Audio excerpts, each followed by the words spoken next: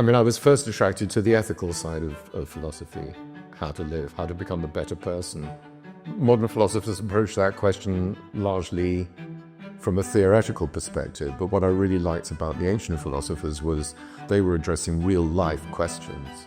Even stuffy old Aristotle says at the beginning of his most important ethical treatise, we are studying this not to know what goodness is, but so that we can become good people.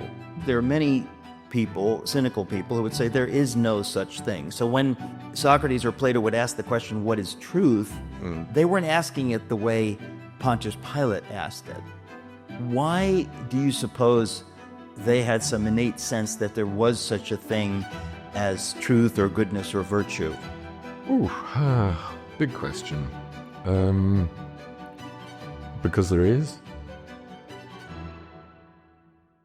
Please join me in giving a Socrates in the City welcome to my guest for the evening, Robin Waterfield. We started Socrates in the City because Socrates, of course, famously said the unexamined life is not worth living. And I thought, what a wonderful, wonderful idea to think more deeply about the big questions. I have this crazy idea that if we think more deeply and honestly about the big questions of life, our lives will be better. It will lead us to truth, and I believe as a Christian it will lead us to God. And so we've been doing it in various ways for 25 years now, but we really, as I've said, have never done one here in Athens, and it's sometimes good to be on the nose. And speaking about Socrates and about Plato, that's on the nose. So Robin, we discovered you. Very happy to find you, and very happy that you were willing to drive up here from Laconia. Laconia. Yeah. And you live in Greece. I didn't say this. You've lived in Greece for a couple of decades. Yeah. And that's intentional. Yeah. Well, originally it was just because I wanted to see if I could make it as just a writer. When I lived in London, I was teaching and editing and doing some writing. Yeah. But I wanted to just be a writer. And here I am 22 years later. Here you are. It worked. Well, so I have to start with the most, open-ended question, really. What led you to spend most of your life thinking about thinking and thinking about people who thought about thinking? It's a very thoughtful question. It's also too general. I mean, I was attracted to ancient philosophy much more than I was attracted to modern philosophy. By which I think that the chief difference that struck me then still strikes me now is that, I was first attracted to the ethical side of philosophy, how to live, how to become a better person. And that modern philosophers approach that question largely from a theoretical perspective, but what I really liked about the ancient philosophers was they were addressing real-life questions. Even, how do I become a better person? Even stuffy old Aristotle says at the beginning of his most important ethical treatise, he says, we are studying this not to know what goodness is, but so that we can become good people. And it was that sort of living urgency of ancient Greek philosophy, I think, which grabbed me from the start. Well, that's a big reason that we have called this Socrates in the City and not, Kierkegaard in the City, or we can think of many more people, much more depressing philosophers than Kierkegaard. But the idea, that struck me in reading your book, and I thought it's so foreign to us moderns that it's really novel. The idea that one could think seriously and deeply about what does it mean to be a good person, or could I be a better person? And that, I guess I wonder if more modern philosophers or people who study modern philosophy, if they maybe are a little bit cynical about that project, that they wouldn't take that so seriously. I think that's probably right, yeah. It's, modern philosophy is done in seminars and in classrooms. It's not done, on the street and in the household. And that's the kind of difference I was getting at. These were urgent, real questions for these people. Well, you in the book you talk about let's go a little bit backwards before we go forward. For people who really know nothing of the biography of Socrates or Plato, because your book purports to be, of course, a biography, just tell us a little bit about who they were, the milieu in which they came to be who they were. Both Socrates and Plato. Well, yeah, just generally. You'll know that they're related somehow. So yeah. So if you don't mind, comment on that relationship. Yeah. Okay. Well, there's not a lot we can safely say about it. I mean, we know that.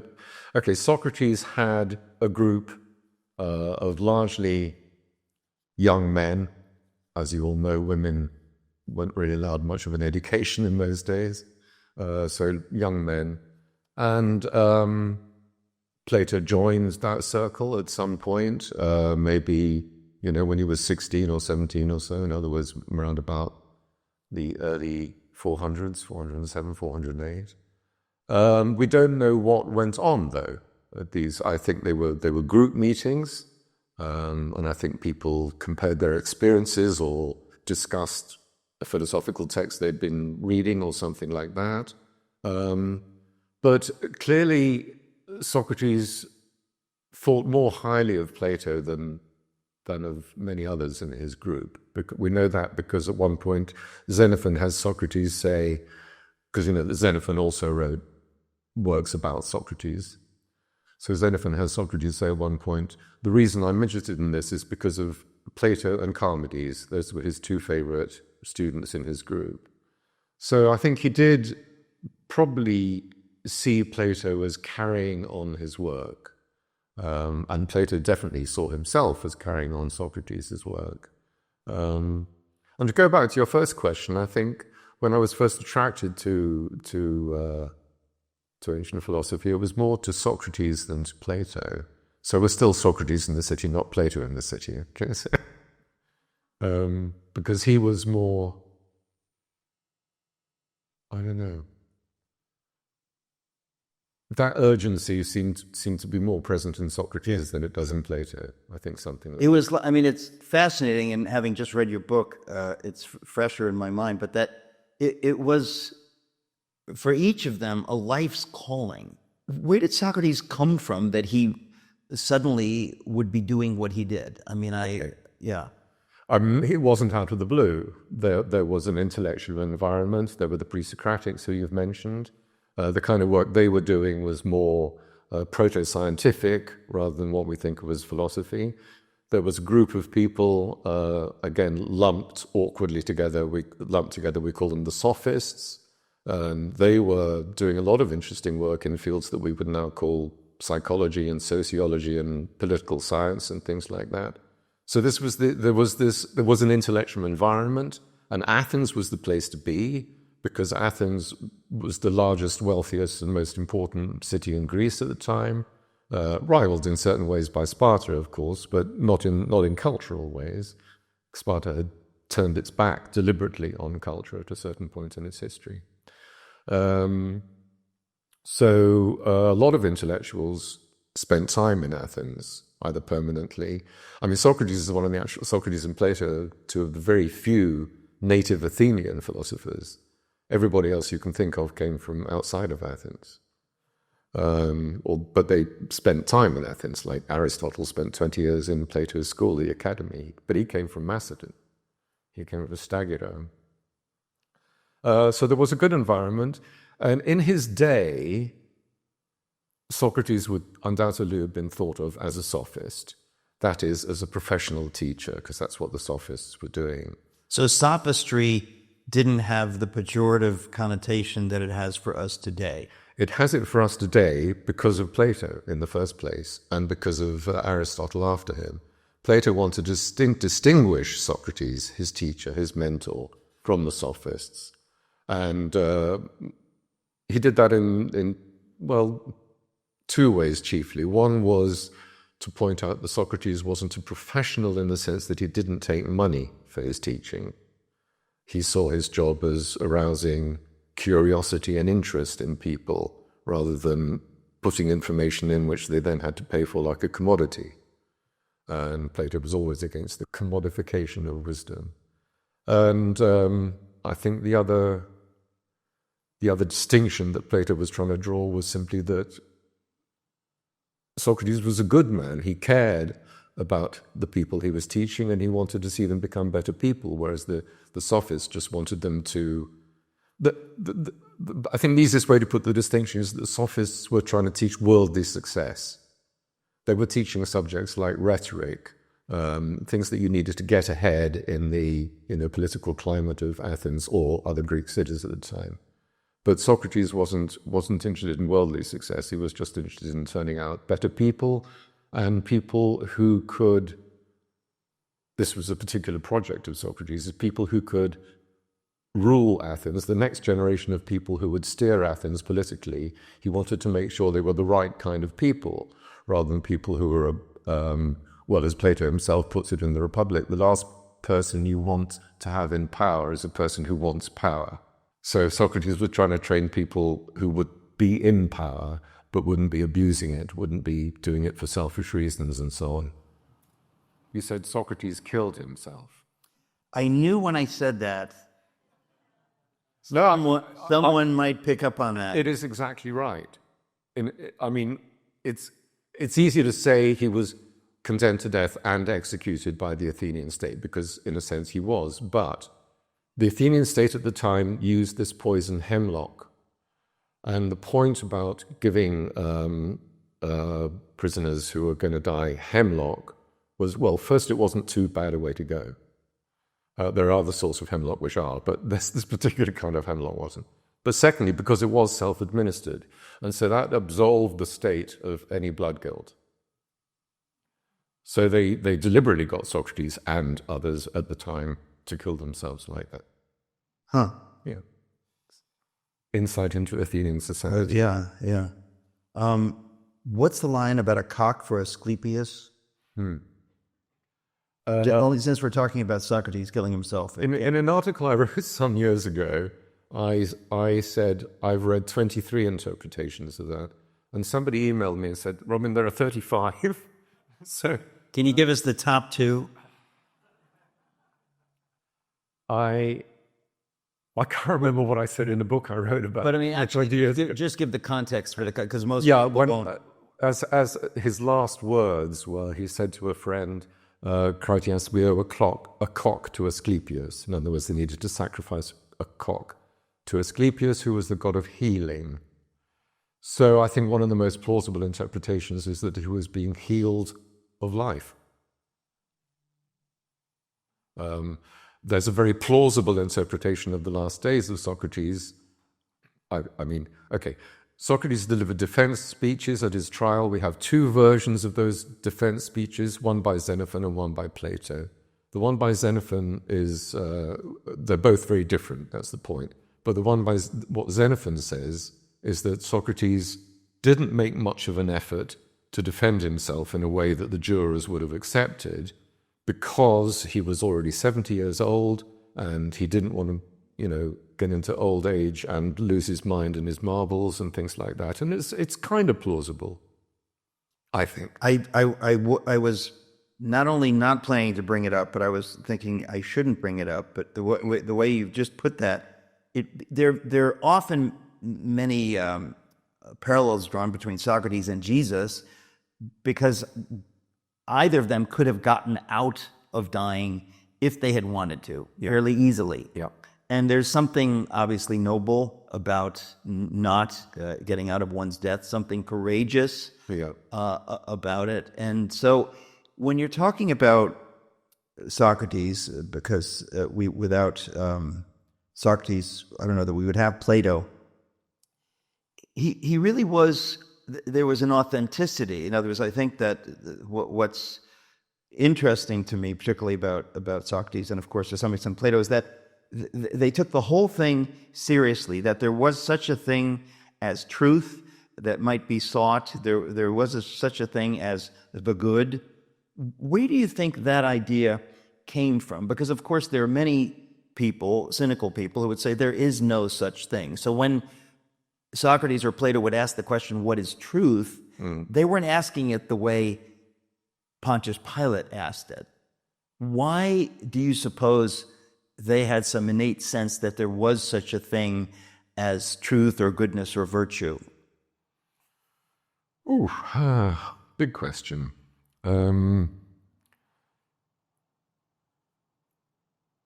Because there is. That's a very good answer. No, it is. It's a great answer. But the other half of your question is, why do people ignore it? Yes. And I'm not sure I can answer that. Are you familiar with the doctrine of the fall? Rings a bell. Yeah. It's theological doctrine. It's obviously true. Well, But I mean, they were fallen as well. Later than Socrates. They were well past the fall. That's right. So there's the mystery, right? It can make Calvinists of us all. If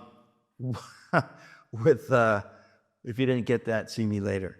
I have a question written down, and I did want to ask this. When I first looked at your book, I thought to myself, my goodness, what firsthand sources are there for writing a biography of Plato? What is out there? And so how are you able to untangle the theory from the fiction, from the facts, or is that something that you've been doing for a very long time, or is it something you set your mind to do recently when you wrote this book? Particularly for this book. Yeah. I mean, one of the main sources is some letters that are written under Plato's name, and I hadn't really studied them as closely as I needed to for this book. But it's a good question. The sources are difficult, and that's why Plato is a household name. Everybody's heard of Plato. This is the first book-length biography ever. And I think the reason for that must be the difficulty of the sources. There are three types of source, all right? We've got Plato's works themselves, his dialogues, as we call them, even though some of them aren't dialogues. But they're a very poor source for his life.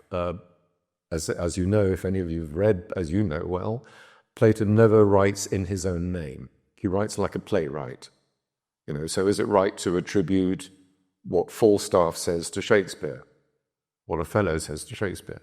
So Plato writes like that. He never writes in his own name. He mentions himself on 3 occasions, but on 2 issues in the dialogues, but both of them are trivial. One is that he was present at Socrates' trial, and the other is that he was absent on the day of Socrates' death in prison when he drank the hemlock. Those are the only 2 things he mentions, which are obviously of trivial use to a biographer. The other 2 sources are, first, ancient biographies of Plato. He was famous, and he attracted a lot of biographical attention in ancient times. And we have surviving 4.5 of the biographies. The half is very fragmentary. But the earliest of those was written about 350 years after Plato's death. And the later of them about 1,000 years after Plato's death. And they also belong to this extremely peculiar genre of writing, which was ancient biography, which isn't biography as you and I understand it at all. It was very soon after Plato's death, people were eulogizing him. They were calling him the son of Apollo, not the son of a human parent. So all these very positive and affirmative adjectives being used to describe him. That generated a response, and there were a lot of hostile writers shortly after Plato's death also coming up with, saying he was a plagiarist and a sodomite and whatever else. And the biographies basically are all at that level. Some of what Plato attracted a lot of attention in comic poets. the comic poets in the comedies being written in his time were sort of very light situation comedies, not like the ribald stuff of Aristophanes or something like that, but much more like easygoing. But he and his ideas come up in quite a lot of the quite a lot of the fragments of those comedies. And some of the things that the comedians were saying seeped into the biographical tradition as well. So that is really unreliable and almost totally useless for me as a biographer. They get the general trajectory of his life correct, but most of the stories they tell are rubbish. They tell stories like Plato died of embarrassment when he couldn't answer a riddle, all right?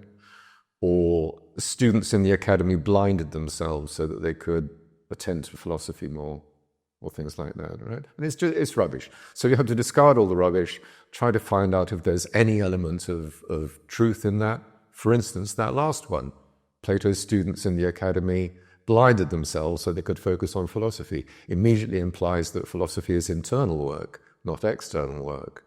So, there may be a little nugget in there, so the biographer has to sift out the nuggets. And the third source are these letters.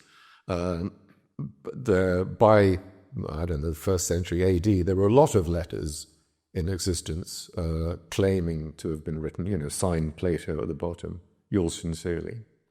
And you think that these are genuine? Almost all of them are rubbish and certainly not genuine. But there are 13 which you find in the corpus of Plato's works as they were established by the end of the 3rd century BC. That was his corpus. It contains some spurious dialogues. It also contains these 13 letters. Now, some scholars think all the letters are spurious. Some scholars think a few of them are genuine, and that's the camp in which I fall. I think you can use stylometric, mean stylometry is a way of assessing development in a person's style by unconscious features of his writing. You can only use unconscious features, obviously, because, as you know, as a writer, everything deliberate is deliberate, but we all have little quirks. So by tracing Plato's quirks, you can trace a kind of a sequence. And by stylometric testing, I think 3 of these letters pass the test. Letters 3, 7, and 8. And of those, letter 7 is incredibly important. It is more than important, read as written by Plato is thrilling. You're actually reading something directly from Plato's hand, some of his personal thoughts, and it's wonderful. And I do think it's genuine. It's important because it's very long. It's longer than 11 of Plato's shorter dialogues. It's a long letter. It's very complex. It's very intelligent. It's very well written. And it tells us an awful lot about certain aspects of Plato's life, his youth, and particularly what he was trying to do in Syracuse, which I'm sure will come to at some point. Yeah. Well, because I have myself written biographies, it's fascinating to find things that everyone says about someone that are not true. Yeah. And the subjects of my 3 biographies are, of course, very, very recent compared to what you're writing about. But you read something that everybody says it, and then you find out as you trace it back, it's absolutely not true. The tracing back is important. And they're very sloppy about moving it along, and it thrills me when I can put an end to something like that. But with regard to Plato and Socrates, there are these things.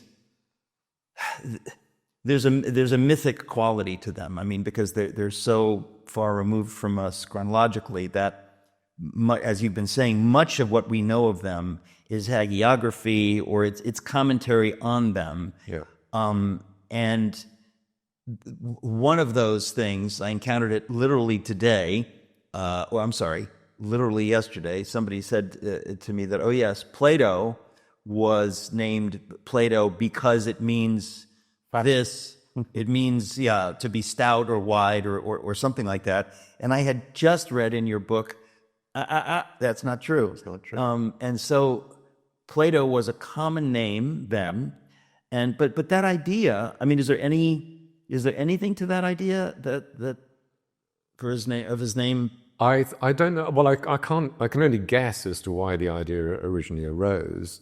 One of the reasons might have been that they wanted Plato to be his mother's firstborn, because it would his grandfather was called Aristocles, and same system in modern Greece nowadays, as you know, the grandfather's name becomes the grandson's name, and that was the same in ancient Greece as well. Not 100%, but let's say 85%.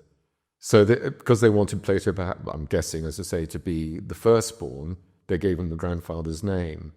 But yeah, Plato was not a common name, but certainly a familiar name. Right. And there's a nice story about Plato later in life, which kind of illustrates this. That once he was, where was he? I think it was at the Olympic Games, attending the Olympic Games in Olympia, and he was chatting with some foreigners from Sicily or somewhere, and introduced himself as Plato, and they got on, blah, blah, blah. And then later, when the Sicilians came to Athens, they met Plato again. They said, "Oh, but we want to meet Plato the philosopher. He's really famous." So I have to ask, you debunk a number of things, and one of them is, I thought, what's the most shallow question I could possibly ask you? And that has to do, of course, with the existence of Atlantis, because we know of Atlantis from Plato, and there have been many, many theories. You destroy our hopes.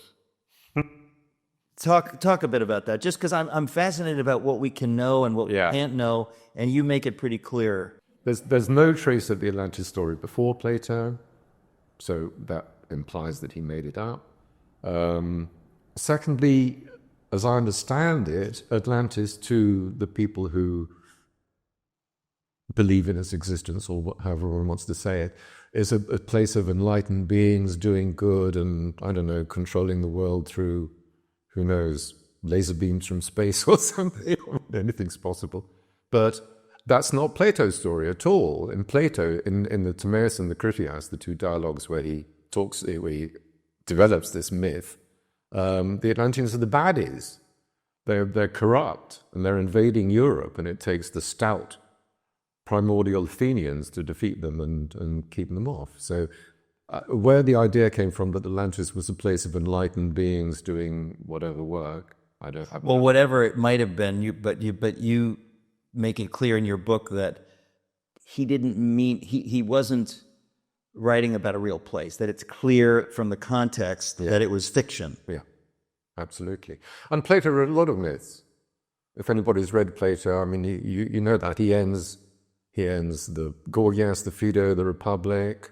There are two myths in the Statesman, and so on. Myth making was one of the ways that he got his ideas across, and the Atlantis myth is certainly one of those. I'm fascinated about the idea again that Socrates and Plato both thought that the real work of philosophy, it wasn't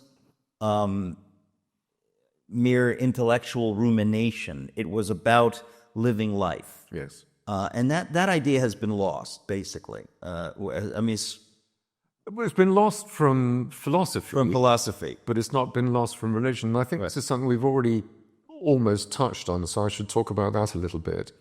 Religion in ancient Greece was largely ritualistic. It was the performance of the proper rites, taking part with the rest of your community in certain festivals, or the rest of your tribe, or the rest of your group of soldiers in certain festivals, and doing stuff at home, maybe tossing some grain onto the fire as a sacrifice in the morning and stuff like that. I mean, that obviously was based on a kind of a bedrock of belief. You had to believe that the gods exist, that they have the power to, intervene in the world for better or for worse, and so on and so forth. So there's a bedrock of beliefs, but it wasn't really belief. There was no creed.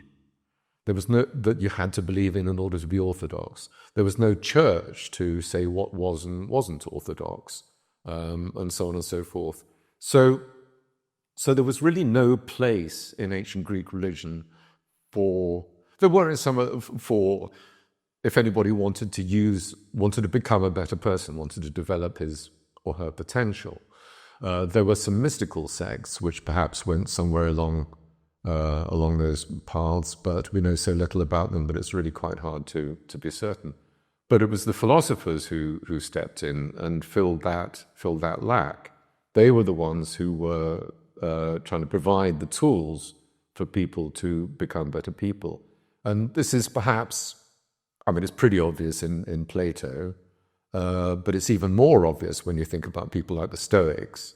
People like Marcus Aurelius and Epictetus, the later Stoics, were, very clearly using philosophy as a framework to guide others towards a better way of life.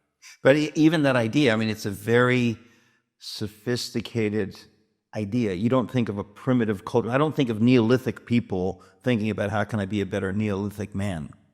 It's an idea that suddenly seems to appear among the Greeks. Yes. I mean, as far as I know, I don't know enough about it. I mean, there's tons of work being done at the moment on Mesopotamian literature, which is earlier and things like that, and I don't know enough about it to be absolutely certain. But yeah, it does appear, as far as I know, among the Greeks. Pre-Socratics first, again. Who didn't know they were pre-Socratic? Who didn't know. Think of the irony. Well, not all of them were. Some of them were contemporaneous with Socrates. Some of the pre-Socratics were not pre-Socratics. You write about Plato's disillusionment after the death of Socrates. Can you just touch on that? Okay. Plato came from a well-born family, rich, landed estates, generations of wealth. The natural course for him would have been for him to enter public life, was the way the Greeks put it. We would say become a politician, which is from the age of 20, he could address the Athenian assembly. From the age of 30, he could become a counselor and so on. And maybe even progress and become as important a politician as somebody like Pericles, the statesman. That was a natural thing for him to do, and indeed letter 7, that important long letter that I mentioned earlier, starts off by saying, yes, that's what I was going to do. I was going to become a politician. Now, it's not just Socrates' death. I need to go back a little bit. When Athens lost the Peloponnesian War, you know this, they lost it to Sparta. When Athens lost the Peloponnesian War, the Spartans imposed on them a narrow oligarchy of 30 men who quite rapidly, because of their brutality, became known as the 30 Tyrants. Now, the most prominent member of the 30 was a cousin of Plato's, a cousin in another generation, you know how it goes. And another very prominent member was his uncle, his mother's brother.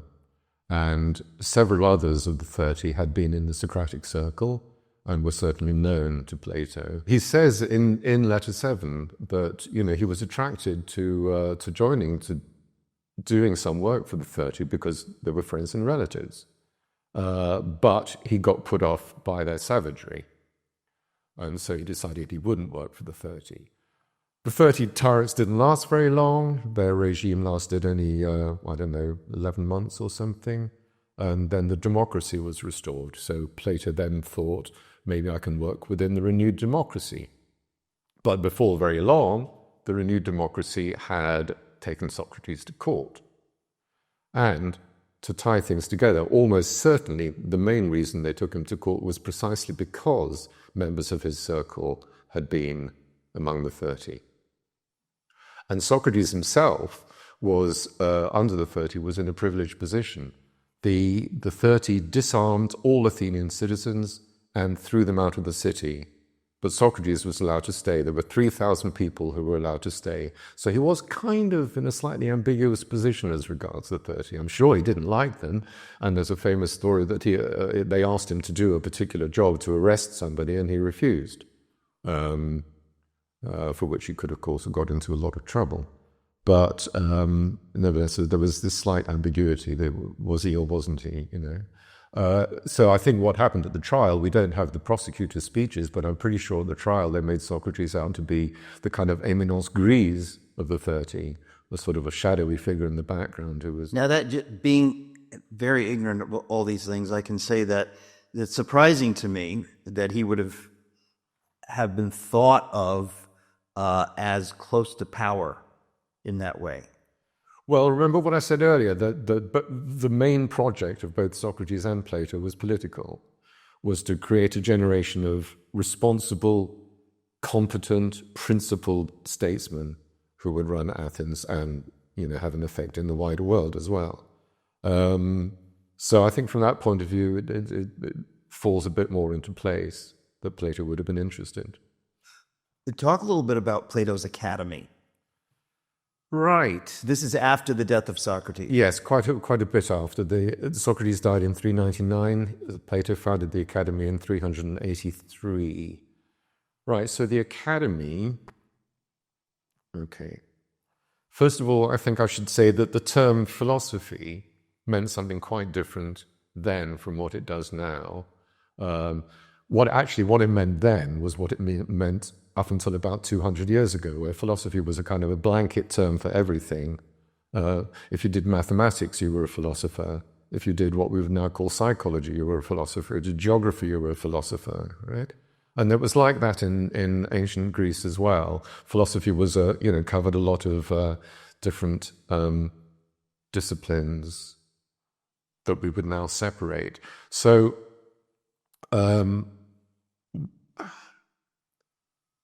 so there were some people who took philosophy seriously, people like Plato and Socrates, but there were many, many others who would go to attend a philosopher's lectures to kind of round off their higher education.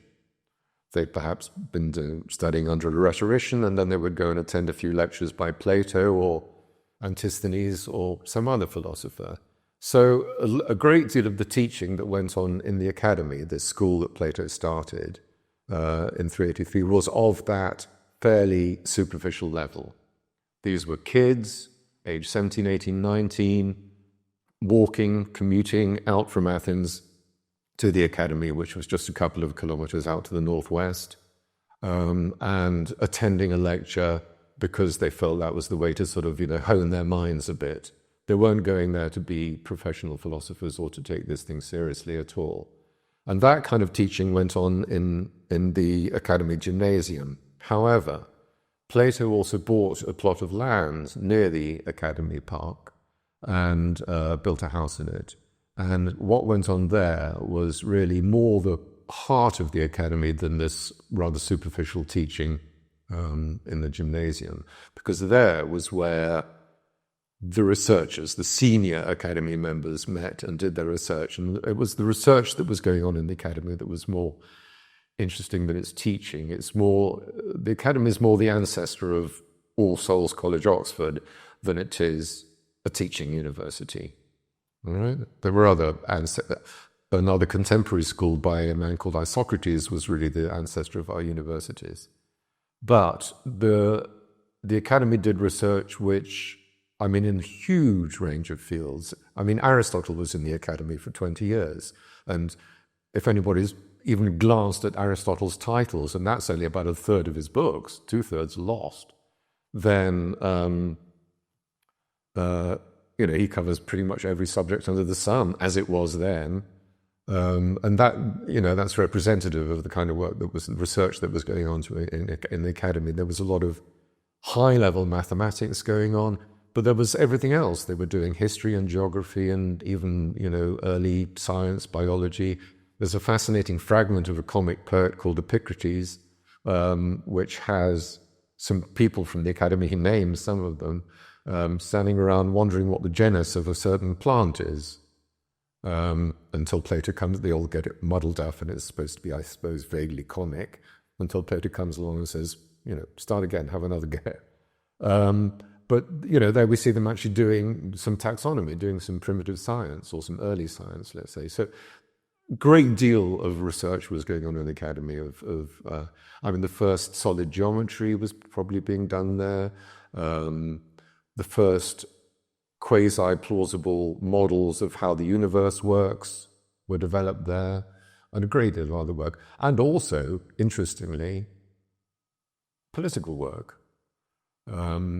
The Academy, because it had the reputation of having like the sort of cream of the intellectuals of Greek society, if a state was in trouble, a state anywhere in the Greek world, I'm thinking of two at least in Asia Minor straight away, would approach the academy and say, look, can you help out?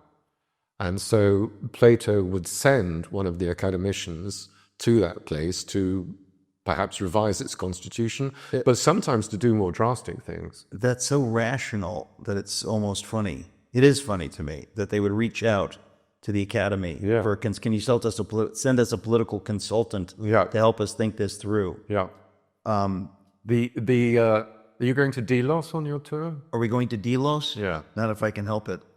Man, I hate that place. No, I'm kidding. I don't know anything about Delos. Why would we go to Delos? I don't know. No, I was only going to trigger off that too, because the Delians approached the academy. They said, look, they had offended Apollo in some way, and Apollo had sent a drought or something, and except the oracle of Apollo said, the drought will go away if you double the size of my altar. And the altar was a perfect cube. Now, I'm no mathematician, but I'm told that doubling a cube is really tricky. And so the Delians approached the academy and said, look, can you help us solve this problem? We want to get rid of our drought. And so some of the academicians found ways to double the cube. And after all that work, turns out Apollo doesn't even exist. How sad. I have to ask you about, whenever anybody talks about Plato or thinks about Plato, they think about the forms, the Platonic idea. It's fascinating to me that Plato was, you talk about it, but expand on it a little bit. You talk about it in the book about the idea that he was anti-materialist in a sense. In other words, that he was always trying to drive, and that's kind of a Gnostic or dualistic idea that, what's here is not as good as what is, I don't know what you'd call it, more ethereal or the divine somehow. There's another realm, and this realm is not what that realm is, and that the whole idea of philosophy is to get there. And of course, there's truth in that. But it was interesting to me that he was that they were enemies of materialism, or at least talk about what that means. What in other words, what was it when he's talking about the forms versus actual things? The type of materialism, I imagine there are different types of materialism. The type of materialism that bothered him was the pre-Socratic type. There were, as you know, pre-Socratics who were claiming that everything in the world, every piece of furniture of the world, is actually a different manifestation of an underlying material substrate. All right. So a chap called Anaximenes said that in the beginning there was air, and that everything in the world is a result of either the thinning or the thickening of air. Okay. So Plato didn't like that. He didn't like the idea. But he didn't like it not because it wasn't true, but he didn't like the theory of it. Didn't like it being based just entirely on a material thing. And by the same token, he didn't like, because a materialist has also to rely entirely on mechanical causation. One thing like that, and he didn't like that either. So yeah, he was opposed to materialism. He was opposed to skepticism. He believed the truth was there to be found. Well, that's what I mean. It's fascinating that he believed there's such a thing as truth. Yeah. And that he believed there was something beyond this world. Let's put it in more contemporary terms. Yeah. He believed that there was something beyond this world. Yeah. He calls it the plane of truth. Yeah. We might call it eternity or the world beyond this world, the supernatural or something like that. But he was convinced that that's where the forms... Yeah, but we're touching on very controversial area of Platonic studies here. It's very easy to read him and say he had a two-world theory. This world, the world of forms.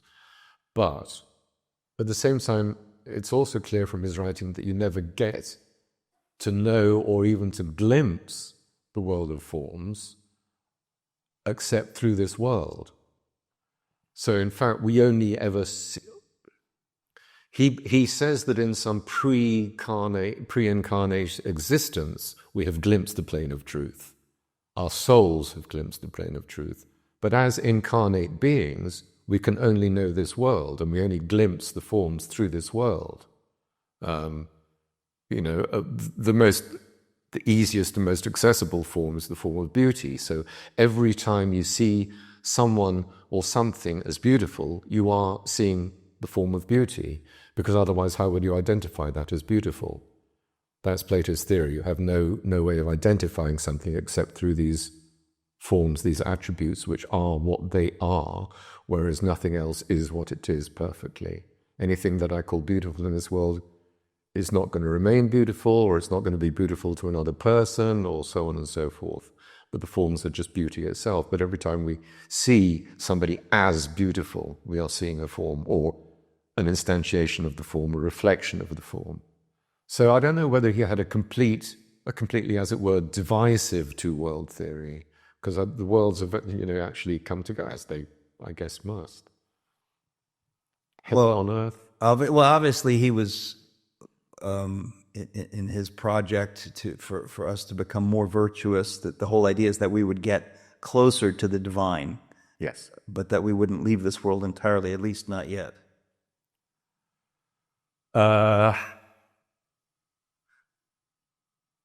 No, you get reincarnated. Now, that's the weirdest thing that I read in the book, the idea that he believed. I can understand the idea of somebody positing the existence of something we would call the soul, but to suddenly get so specific and to say, oh, and yes, we can be reincarnated, he seems to pull that out of thin air. Well, yeah, I think he was influenced by the Pythagoreans who believed in reincarnation. He went and stayed with them and studied with them for some time in the 390s and 380s. I pulled it out of thin air. I mean, it was an important plank to some of his theories. Okay, so we can't see forms here. We see reflections of forms. So how do we get to know a form?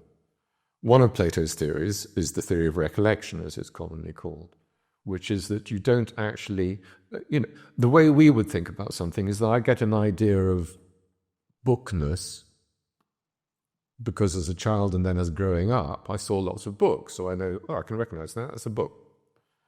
But Plato said that you don't build up an image, a concept that way. You are actually remembering something that you knew, not so much in a past life as in a prior existence of the soul, a pre-incarnate existence of the soul.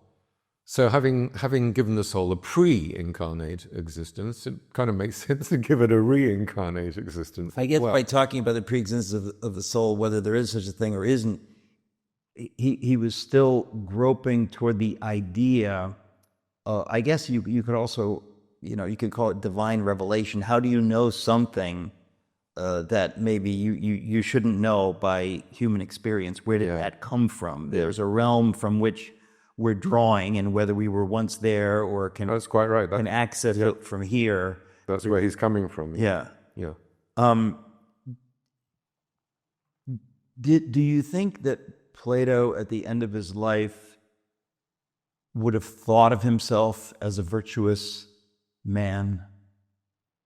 No. I think he was very humble. It's a story that occurs in the biographies, so I'm picking and choosing which bits of the biographies I agree. But there's a story that one of his common sayings was, but not to criticize people, but to ask himself, am I not like that?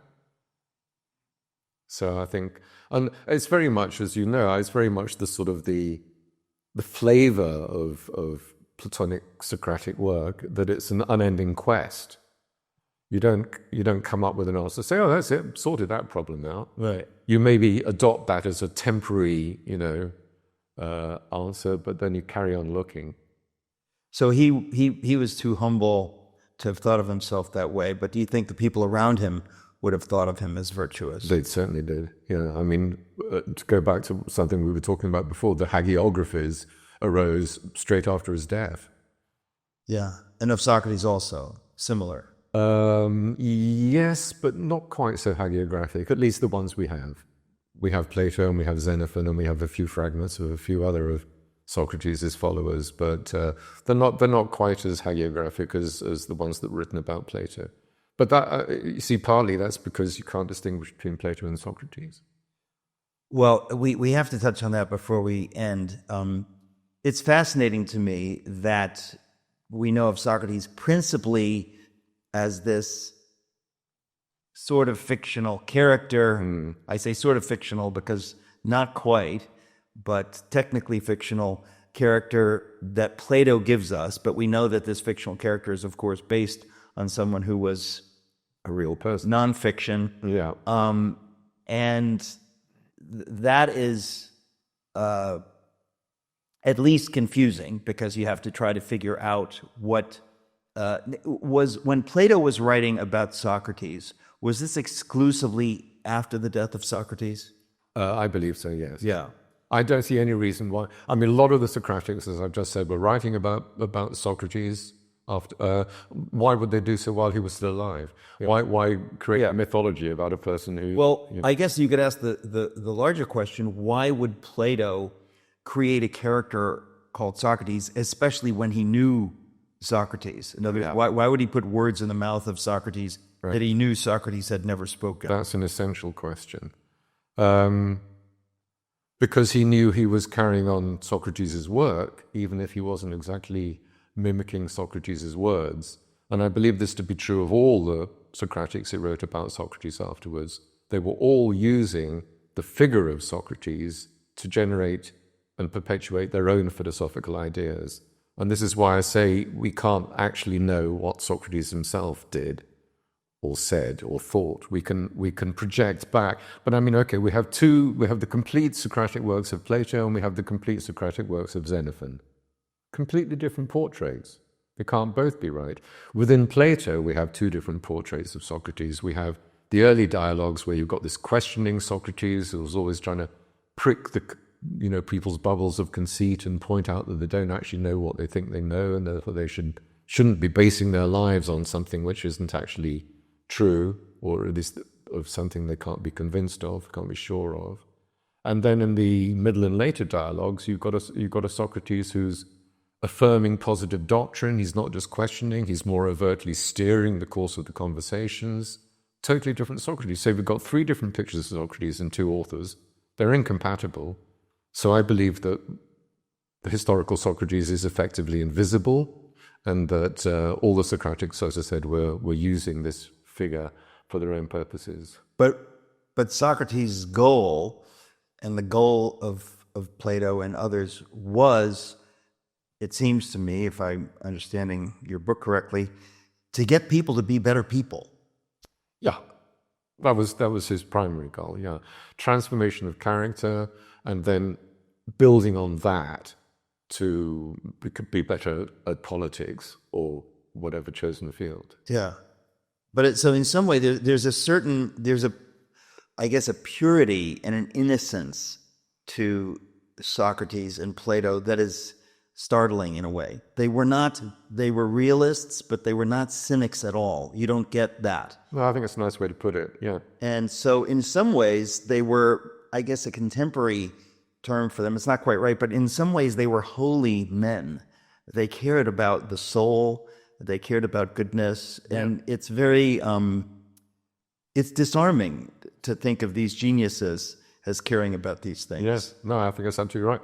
You were brought up in the Orthodox Church? Yeah. You find icons of Plato in some Orthodox churches. There's a famous one in Romania. There's a couple of others, but I can't remember where they are. You can walk into an Orthodox church and find an icon of Plato. You won't find that in a Presbyterian church, I'll tell you that right now. Not keen on icons. In fact, you won't find icons of John Knox or anybody in a Presbyterian church. I do. I'm very sad to say that we're out of time, but I'm very happy to say that it's been a joy to scratch the surface of this endless topic with you, Robin. So folks, join me in thanking Robin Waterfield. If you think these conversations are valuable, would you do us a favor and please like this video and subscribe to this channel? When you do that, you help us get these conversations out to a wider audience by telling YouTube that people are interested in this. Also, you can go to SocratesInTheCity.com, sign up for our newsletter, and you can check back every week. There's new stuff here every week. Thank you for tuning in.